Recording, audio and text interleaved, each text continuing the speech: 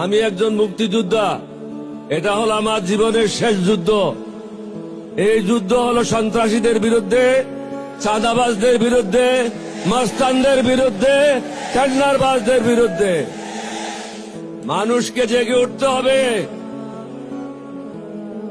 কয়েকটা টাকার বিনিময়ে, মিথ্যা কথার আশ্বাসে জাতিকে বিক্রি করবেন না।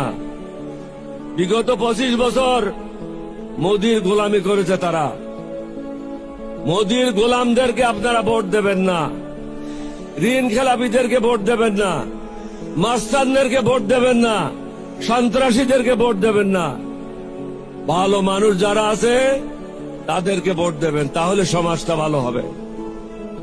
আপনি একটা হারামিকে ভোট দেবেন আর বলবেন যে সমাজ ভালো করেন। সমাজ কিভাবে ভালো হবে? সমাজ ভালো করার জন্য ভালো লোকদেরকে ভোট দিতে হবে।